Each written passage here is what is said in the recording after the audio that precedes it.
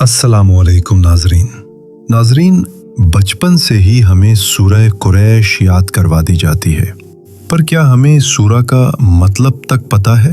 दोस्तों, अगर आपने ये वीडियो लास्ट तक देखी तो आप समझ जाओगे कि कुरैश कौन थे और ये छोटी सी 4 आयतों की सूरह इस पूरे शहर की खुशहाली और अल्लाह की नेमतों की कहानी कैसे बताती है। दोस्तों, ये सूरह नाजिल कैसे हुई, इसके पीछे की कहानी क्या है, और सबसे ज़रूरी सवाल, आज के मॉडर्न टाइम में भी इस सूरह से अल्लाह तबारक व ताला हमें क्या सिखाना चाहते हैं। ये कहानी शुरू होती है मक्का के उस दौर से जब अरब का हर कबीला एक दूसरे के खून का प्यासा था। मक्का, जहाँ खाना काबा है, इसे तो लोग पूजते थे, पर मक्का के बाहर का माहौल कैसा था? हर तरफ लौट मार, खौफ और रेगिस्तान की सजा आम थी। हर कदम पर खतरा था, हर सफर एक जंग का मैदान था।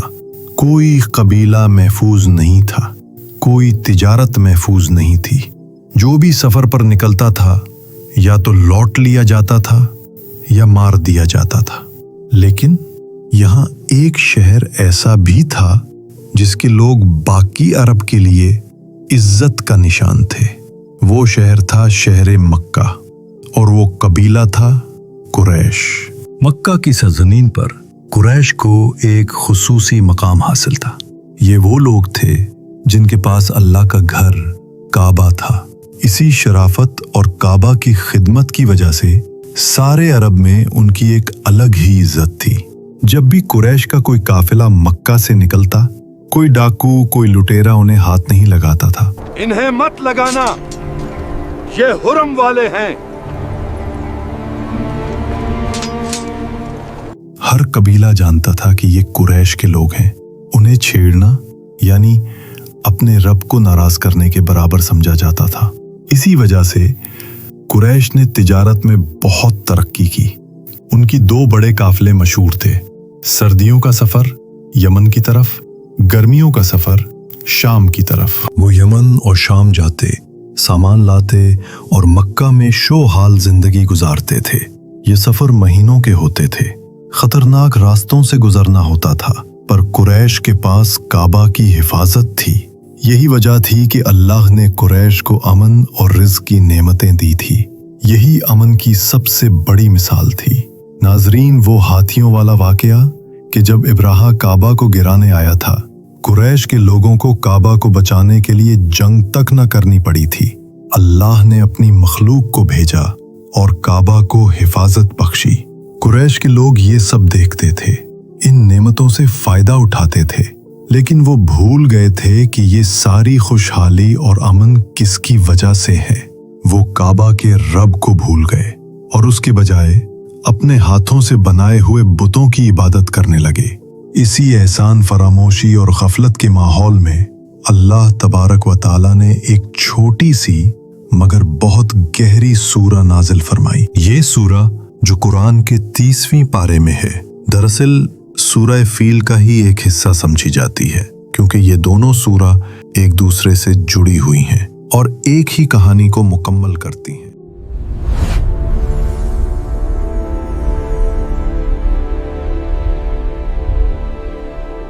बिस्मिल्लाहिर्रहमानिर्रहीम।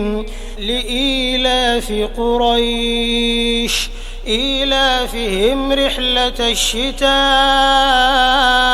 वस्सैफ फल्यअब्दू रब्ब हाज़ल बैत अल्लज़ी अतअमहुम मिन जूअइन व आमनहुम मिन खौफ।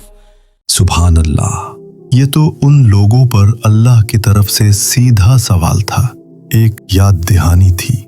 कुरैश को एक आईना दिखाया जा रहा था कि देखो, तुम कितनी बड़ी नेमतों के साए में जी रहे हो। आइए अब इस सूरह को आसान तरीके से समझते हैं। बिस्मिल्लाहिर्रहमानिर्रहीम। लिईलाफि कुरैश, क्योंकि कुरैश को मानूस कर दिया गया है। मानूस कर दिया गया यानी खुशहाल, इकट्ठा और महफूज कर दिया गया है।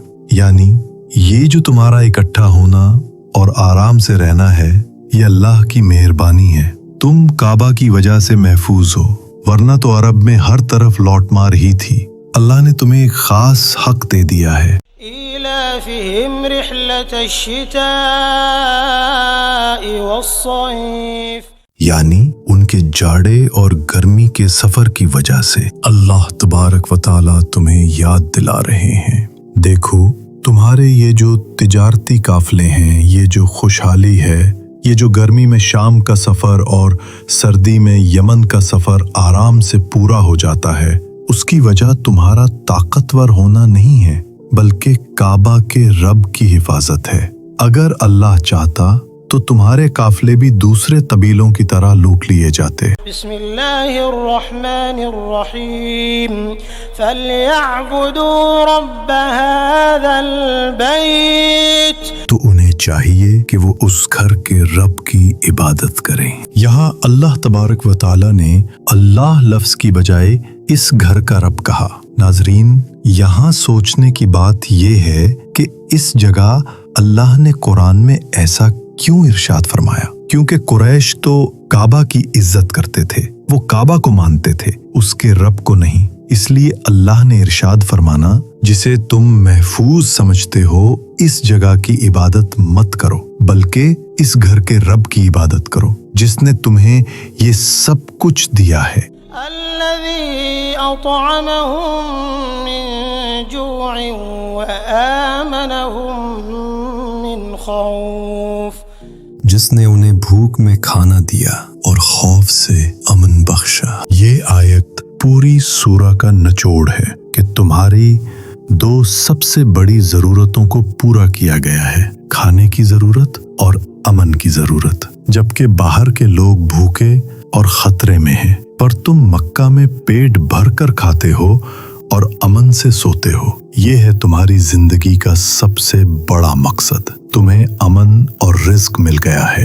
तू एहसान फरामोशी छोड़कर सिर्फ और सिर्फ उस रब की इबादत करो जिसने तुम्हें ये सब दिया है। दोस्तों, कुरान की हर सूरा में एक बड़ा मकसद छुपा होता है। अगरचे सूरा इखलास की तरह इस सूरा के कुरान का तीसरा हिस्सा होने का कोई सही हकीकी हदीस में जिक्र नहीं है, लेकिन मुफस्सिरीन ने इस बात पर जोर दिया है कि ये सूरा अपने से पिछली सूरा फैल के साथ मिलकर अल्लाह की नेमतों की शुक्रगुजारी के सबसे बड़े उसूल को सिखाती है। इमाम शौकानी ने फरमाया है कि ये सूरा कुरैश को याद दिलाती है कि जब तुम्हारे लिए काबा की वजह से तिजारत में आसानी पैदा की गई और तुम पर खौफ से हिफाजत की गई, तो तुम्हें सिर्फ इबादत के लिए तैयार हो जाना चाहिए। यानी सारी खुशहाली का आखिरी मकसद अल्लाह की इबादत ही है। नाजरीन, अब ये कहानी सिर्फ कुरैश की नहीं रही, ये कहानी बन गई है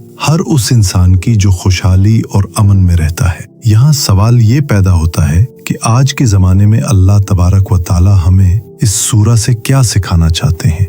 नंबर 1, रिज्क की शुक्रगुजारी। हमारी जॉब, हमारा बिजनेस, हमारी अच्छी इनकम, ये हमारी मेहनत से ज्यादा अल्लाह की मेहरबानी है। जब हम हर तरफ दुनिया में मंदी और गुर्बत देखते हैं, तो हमें अपने पेट भरने की नेमत पर अल्लाह का शुक्र अदा करना चाहिए। नंबर 2, अमन की कदर। जब हम दुनिया में हर तरफ जंग, खौफ और दहशतगर्दी देखते हैं, तो हमारे घर का अमन एक बहुत बड़ी नेमत है। ये महफूज नींद, महफूज घर काबा के रब का हमारे लिए एक खास तोहफा है। नंबर 3, मकसद याद रखो। तुम्हें हर नेमत क्यों दी गई है? ताकि तुम अपनी जिंदगी का मकसद पूरा करो। अल्लाह की इबादत, तुम्हारा खुशहाल बिजनेस तुम्हें अल्लाह से दूर नहीं बल्कि करीब लाना चाहिए। सूरह कुरैश हमें याद दिलाती है कि जहां दुनिया में सब कुछ बदल सकता है, जहां हमारा बिजनेस ठप हो सकता है, जहां अमन जा सकता है, वहां सिर्फ और सिर्फ काबा का रब भी है जो हमें भूख से खाना और खौफ से अमन दे सकता है। बस इतना ही समझ लेना ही ईमान है और यही रियलिटी है। नाजरीन, आज इस वीडियो से अगर आपने कुछ नया सीखा है तो इस वीडियो को शेयर जरूर करना, ताकि और लोग भी कुरैश की कहानी को समझ सकें। और कमेंट्स में बताओ कि नेक्स्ट डॉक्यूमेंट्री किस सूरा पर होनी चाहिए। मैं आपसे वहीं मिलूंगा, तब तक के लिए अल्लाह हाफिज।